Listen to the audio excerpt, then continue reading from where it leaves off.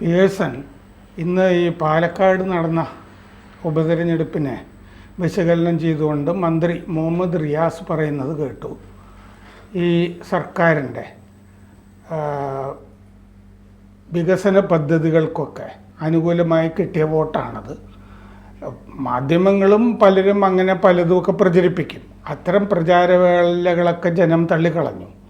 ഈ വികസനത്തിന് കിട്ടിയ വോട്ടാണ്, ഭരണവിരുദ്ധ വികാരമൊന്നും ഉണ്ടായിട്ടില്ല.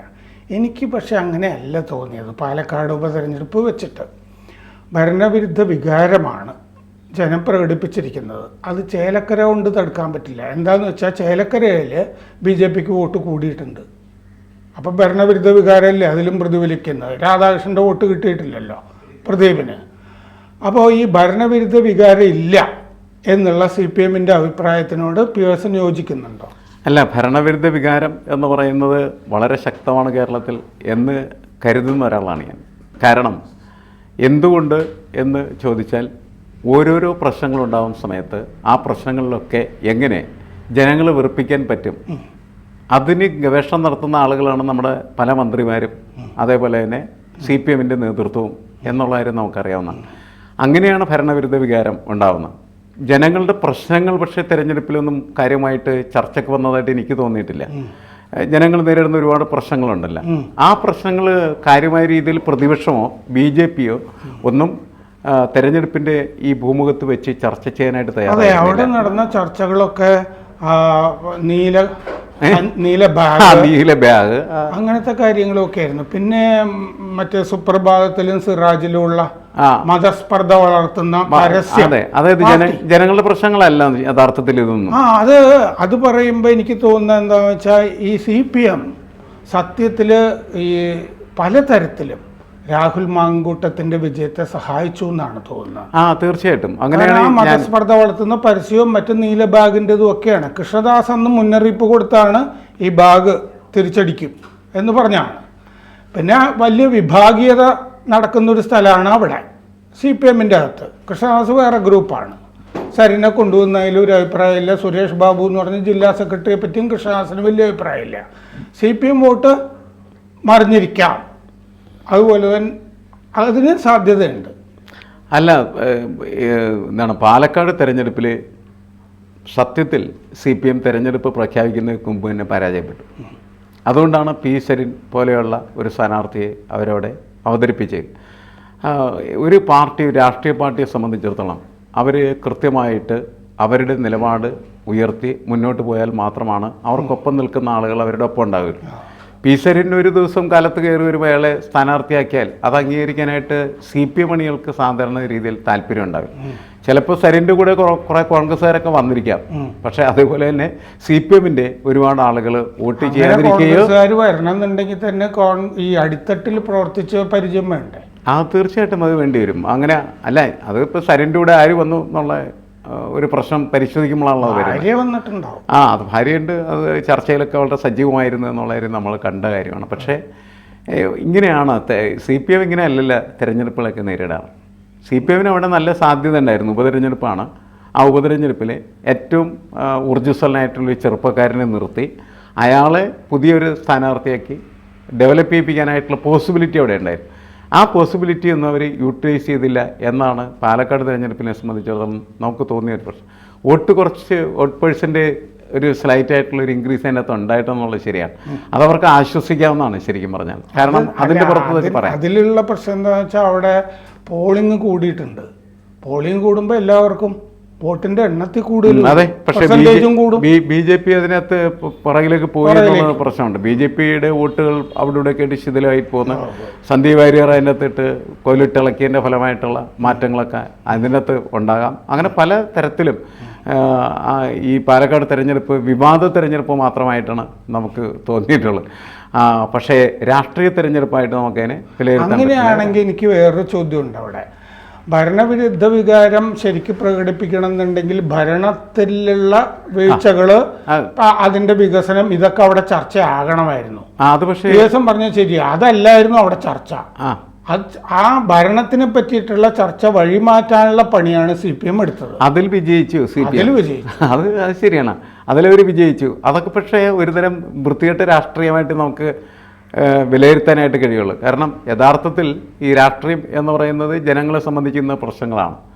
അത് അവതരിപ്പിക്കുകയും അതിൽ ഈ പാർട്ടിയും ഈ സർക്കാരും എന്ത് നിലപാടെടുത്ത് എന്ന് ജനങ്ങളുടെ മുന്നിൽ പറയുകയും പ്രതിപക്ഷത്തിൻ്റെ ജോലി എന്ന് പറഞ്ഞിട്ടുണ്ടെങ്കിൽ അത്തരം കാര്യങ്ങൾ ഉയർത്തിക്കൊണ്ടുവന്ന് ഇവരെ നേരിടുകയും ചെയ്യണം. ഇത് പ്രതിപക്ഷം ചെയ്തില്ല, ഭരണകക്ഷിയും ചെയ്തില്ല എന്നുള്ളതാണ്. അതിന് പകരമായിട്ട് എന്താണ് നീല ബാഗ് ഷടിയൊക്കെയാണ് ചർച്ചയ്ക്ക് വന്നിരുന്നത് പ്രധാനപ്പെട്ട. വളരെ മോശമായ കാര്യങ്ങളാണ് അങ്ങനെയുള്ള കാര്യങ്ങൾ. അവിടെ ജയിക്കണമെന്ന് വല്ല നിർബന്ധം ഉണ്ടായിരുന്നു? ഒരു നിർബന്ധം ഇല്ലാത്ത കാര്യമാണ് നമുക്ക് തോന്നിയത്. തെരഞ്ഞെടുപ്പ് മത്സരിക്കുന്ന അവരത് വിട്ടുകളഞ്ഞിരുന്നു. അവർക്ക് ചേലക്കരയിൽ ജയിക്കണം നിർബന്ധം ഉണ്ടായിരുന്നു. പാലക്കാട് അവർക്ക് അങ്ങനത്തെ യാതൊരു ലക്ഷ്യം ഉണ്ടായിരുന്നില്ല. എന്നിട്ടും അവരെയും നമ്മളെയും ഒക്കെ വേണമെങ്കിൽ അത്ഭുതപ്പെടുത്തുന്ന ഒരു കാര്യമായിട്ട് ഈ സ്ലൈറ്റ് എന്താണ് വോട്ട് ഷെയർ ഇൻക്രീസ് വേണമെങ്കിൽ കണക്കാക്കാവുന്ന ഒരു കാര്യമാണെന്ന് എനിക്ക് തോന്നുന്നത്. പക്ഷേ ജനങ്ങളുടെ ഒരു അഭിപ്രായം എന്ന് പറയുന്നത് ഇത് രാഷ്ട്രീയ ഉപതെരഞ്ഞെടുപ്പ് നമ്മൾ സ്വാഭാവികമായിട്ട് എന്ത് ചെയ്യും, വലിയ കോൺസെൻട്രേഷൻ ഉണ്ടാവും. ആ കോൺസെൻട്രേഷനിൽ മിക്കവാറും ഈ പാർട്ടിയുമായി ബന്ധപ്പെട്ട് അതെ, അത് എല്ലാവരും അങ്ങനെ തന്നെയായിരുന്നു. അപ്പൊ പഠിച്ചത് സരിനെ തോൽപ്പിക്കാൻ വേണ്ടിയിട്ടാണെന്നുള്ള മട്ടിലാണ് ഫലം വന്നത്. അങ്ങനെയായിരുന്നു. അത് ശരിയാണ്. അല്ല, സരിൻ അങ്ങനെ എന്താണ് CPM ചരിത്രത്തിൽ ഇങ്ങനെ ഒരു തെരഞ്ഞെടുപ്പ് കേരളത്തിൽ ഉണ്ടായിട്ടില്ല. ഇതിങ്ങനെ ഒരാളെ പിറക്കിക്കൊണ്ടുവന്ന് വെച്ചിട്ടേ ഒരു തെരഞ്ഞെടുപ്പ് നടത്തിയിട്ടില്ല. കാരണം എന്ന് വെച്ചാൽ അത് ആദ്യമായിട്ടാണ് അങ്ങനെ സംഭവിച്ചത്. അത് ഇതിനിടയ്ക്കാണ് നേരത്തെ പറഞ്ഞ കൃഷ്ണദാസും സംഘമൊക്കെ ആയിട്ടുള്ള ഗ്രൂപ്പ് പോരെന്ന് പറയുന്ന സാധനം വിഭാഗീയത അതിശക്തമായിട്ട് നിലനിൽക്കുന്നു. വിമത സമ്മേളനം വരെ അവിടെ നടന്നു എന്നുള്ളതാണ്. അപ്പോൾ അതൊക്കെ ഇതിനെയൊക്കെ ബാധിച്ചിട്ടുള്ള കാര്യങ്ങളായിരിക്കാം.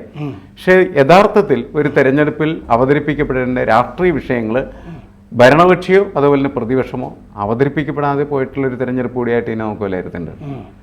അപ്പോൾ ചേലക്കരയിലും ഈ ഭരണവിരുദ്ധ വികാരം പ്രതിഫലിച്ചിട്ടുണ്ടോ? ഉണ്ടാകണം. കാരണം എന്ന് വെച്ചാൽ പക്ഷേ നമ്മൾ കഴിഞ്ഞ പാർലമെൻറ്റ് തെരഞ്ഞെടുപ്പായിട്ട് പരിശോധിച്ചാൽ പാർലമെൻറ്റ് തെരഞ്ഞെടുപ്പിൽ ഏതാണ്ട് 5000 വോട്ടിനോളം ഈ രമ്യ ഹരിദാസിനോട് ഭൂരിപക്ഷം ഉണ്ടായിരുന്നു. അപ്പോൾ കോൺഗ്രസ്സുകാർ വിചാരിച്ചെന്താണെന്ന് വെച്ച് കഴിഞ്ഞാൽ രമ്യ നിർത്തി കഴിഞ്ഞാൽ വെറുതെ ഇങ്ങനെ പാട്ടും പാടി ജയിക്കാം എന്നായിരുന്നു. അവരുടെ സ്ഥാനാർത്ഥിത്വത്തിൽ എതിർപ്പുള്ള കോൺഗ്രസ്സുകാരും ഉണ്ടാവും. മാത്രമല്ല, അവർ കഴിഞ്ഞ പാർലമെൻറ്റ് അംഗമായിരുന്ന സമയത്ത് സ്വാഭാവികമായിട്ടും തൃപ്തികരമായിട്ടുള്ള രീതിയിൽ ഒരു പാർലമെൻറ്റേറിയൻ പ്രവർത്തിക്കേണ്ട രീതിയിൽ പ്രവർത്തിച്ചിട്ടില്ല എന്നുള്ള വിലയിരുത്തൽ രാഷ്ട്രീയമായിട്ടുണ്ട്. കോൺഗ്രസിനകത്തോട്ട് പുറത്തൊക്കെയാണ്. അതെനിക്ക് തോന്നുന്നു CPM കുറേ കൂടി സഹായിച്ചിട്ടുണ്ടായിരിക്കാം ഈ തെരഞ്ഞെടുപ്പിൽ.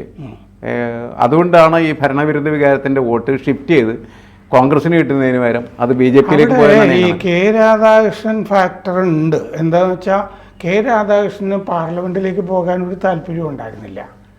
ഇവിടെ മന്ത്രിയായിരുന്ന രാധാകൃഷ്ണനോട് പിണറായി വിജയന് അത്ര സന്തോഷമില്ലാതെ വന്നു. എങ്ങനെയെങ്കിലും ഇവിടുന്ന് കെട്ടുകിട്ടിക്കണം. കാരണം നമ്പർ 2 ആയി കണക്കാക്കുന്ന ആൾ, സീനിയോറിറ്റി ഉണ്ട് മന്ത്രിസഭയിൽ. ബാക്കിയൊക്കെ പുതുമുഖങ്ങളാണല്ലോ. രാധാകൃഷ്ണൻ എന്നിട്ട് അപ്രധാന വകുപ്പുകളും കൊടുത്തു. നല്ല വകുപ്പൊന്നും കൊടുത്തില്ല, ഒതുക്കി ഇരുത്തിരിക്കുകയായിരുന്നു ഇവിടെ. അപ്പോൾ രാധാകൃഷ്ണനെ കെട്ടുകെട്ടിക്കാനുള്ള പരിപാടിയായിട്ടാണ് രാധാകൃഷ്ണൻ തന്നെ അനുഭവപ്പെട്ടത്. ഞാൻ സ്ഥാനാർത്ഥിയാകാനില്ല എന്ന് പറഞ്ഞ് ഇടംതടിച്ച് തുടക്കത്തിലൊക്കെ നിന്നു. അത് കഴിഞ്ഞ് അദ്ദേഹം പോയി കഴിഞ്ഞപ്പോൾ എന്താണെന്ന് വെച്ചാൽ ഈ പട്ടികജാതി വർഗത്തിൽ നിന്നുള്ള ആളുകൾ മന്ത്രിസഭയിലേക്ക് പകരം വന്നത് കേളുവാണല്ലോ. അദ്ദേഹമാണെങ്കിൽ ആ വിഭാഗത്തിൽപ്പെട്ട രാധാകൃഷ്ണൻ്റെ വിഭാഗത്തിൽപ്പെട്ട ആളൊന്നും അല്ല താനും. ആ ഒരു ഇഷ്യൂ അവിടെ റേസ് ചെയ്തിരുന്നു. പക്ഷേ എനിക്ക് തോന്നുന്നത് രാധാകൃഷ്ണൻ തെരഞ്ഞെടുപ്പിൽ സജീവമാകേണ്ടി വന്നു, അല്ലെങ്കിൽ കുറച്ച് വ്യത്യാസം വന്നേനെ. അല്ല, രാധാകൃഷ്ണൻ ഈ കാര്യത്തിൽ വളരെ സജീവമായിട്ട് അതിനകത്ത് പങ്കെടുത്തിട്ടുണ്ട്. മാത്രമല്ല, ബാക്കിയുള്ള കാര്യങ്ങളെല്ലാം പാർട്ടി തീരുമാനം എന്ന നിലയ്ക്ക് എടുക്കും അയാൾ ചെയ്തിട്ടുണ്ട്. വളരെ സജീവമായിട്ട് അയാളെ ഇടപെട്ടതിൻ്റെ ഫലമായിട്ടാണ് ഈ ഇത്രയും വോട്ടിൻ്റെ ഭൂരിപക്ഷത്തിന് പതിവ് ജയിക്കാൻ. അതെ, രാധാകൃഷ്ണൻ്റെ ഒരു വിജയമായിട്ടാണ് ഞാൻ അതിനെ കണക്കാക്കുന്നത്. കാരണം രാധാകൃഷ്ണൻ എന്ന് പറയുന്ന വ്യക്തി CPM വലിയ ഒരു ഇമേജ് സൃഷ്ടിച്ചാണ് ജീവിച്ചുകൊണ്ടിരിക്കുന്നത്. അയാളുടെ ജീവിതം മുഴുവൻ അങ്ങനെ തന്നെയാണ്. ഇപ്പോഴും അയാൾ വേണമെങ്കിൽ പറമ്പിൽ പോയി അങ്ങനെ ഇമേജ് സൃഷ്ടിച്ചു കഴിഞ്ഞാൽ സംഗതി പ്രശ്നമാണ്. അത് പ്രശ്നമാണ്, സാധാരണ രീതിയിൽ പ്രശ്നമാണ്. ആ പ്രശ്നങ്ങളുണ്ടാകാം. പക്ഷേ എങ്കിലും പാർലമെൻറ്റിൽ CPM ഒരാളെ പറഞ്ഞയക്കാൻ കഴിഞ്ഞത് പിണറായിയുടെ ആ തീരുമാനത്തിന്റെ ഫലമായിട്ടായിരുന്നു. അല്ലെങ്കിൽ ഒറ്റ ആളുണ്ടാവില്ല. അതുകൊണ്ട് ആ രീതിയിൽ പാർട്ടിയെ സംബന്ധിച്ചിടത്തോളം പിണറായിയുടെ തീരുമാനം നല്ലതായിരുന്നു.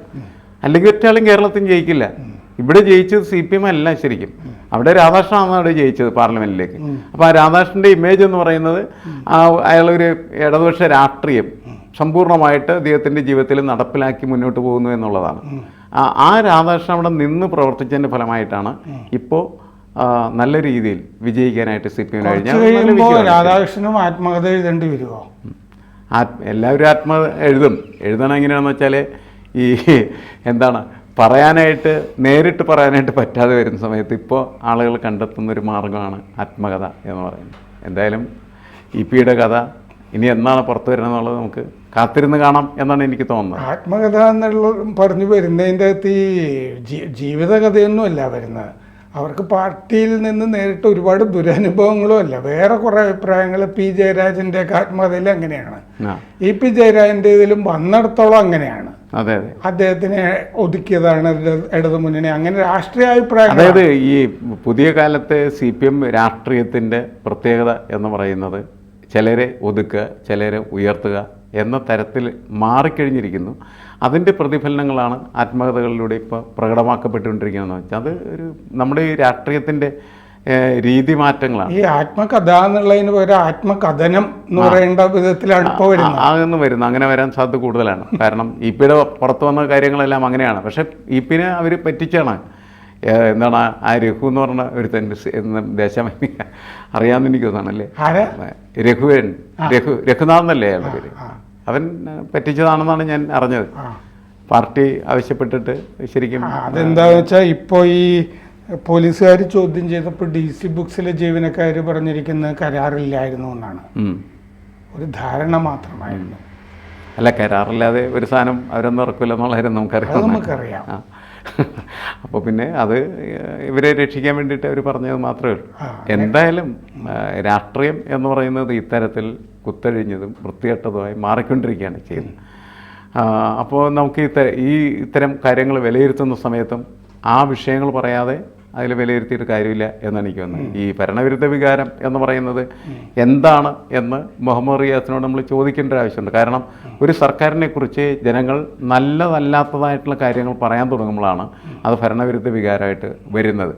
അത് പ്രകടമാക്കിയത് തന്നെയായിരുന്നു കഴിഞ്ഞ ലോക്സഭാ തെരഞ്ഞെടുപ്പ് എന്ന് പറയുന്നത്. പക്ഷേ ഇപ്പോൾ ഈ തെരഞ്ഞെടുപ്പിൻ്റെ നമ്മൾ ഫലങ്ങളെല്ലാം വെച്ച് പറയുമ്പോൾ അങ്ങനെ അത് പറയാനായിട്ടുള്ള പോസിബിലിറ്റീസ് ഇല്ലാതെ. അടിസ്ഥാനത്തിൽ റിയാസ് അത് അവകാശപ്പെടുന്നത് ശരിയല്ല.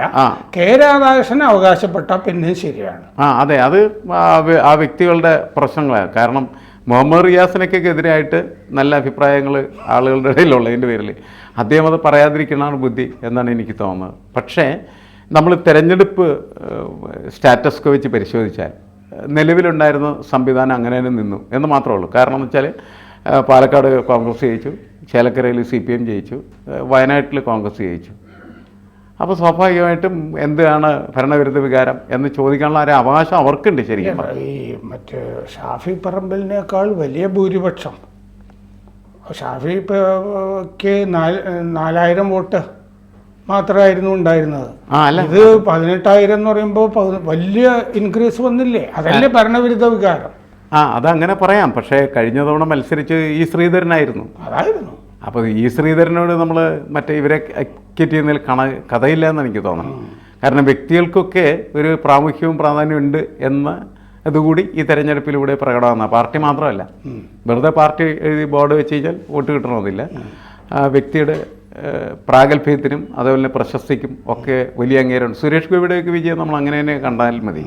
അത് BJP-യുടെ മാത്രം വിജയമല്ല, ആ വ്യക്തിയുടെയും കൂടി വിജയമുണ്ട്. അതുപോലെ തന്നെയാണ് ഈ ശ്രീധരൻ കഴിഞ്ഞ തവണ പാലക്കാട് ജയിക്കും എന്നുള്ള തോന്നലുണ്ടാക്കിയത് ശ്രീധരൻ്റെ വിജയമാണ് ശരിക്കും. ഇപ്പോൾ വ്യക്തികൾ വളരെ പ്രധാനപ്പെട്ടതാണ്. അതും ഈ തെരഞ്ഞെടുപ്പിലൂടെ പ്രകടമാക്കപ്പെടുന്നുണ്ട്. കാരണം രാധാകൃഷ്ണൻ നേടുന്ന വോട്ട് ഒരു കാരണവശാലും പ്രദീപിന് നേടാൻ പറ്റില്ല.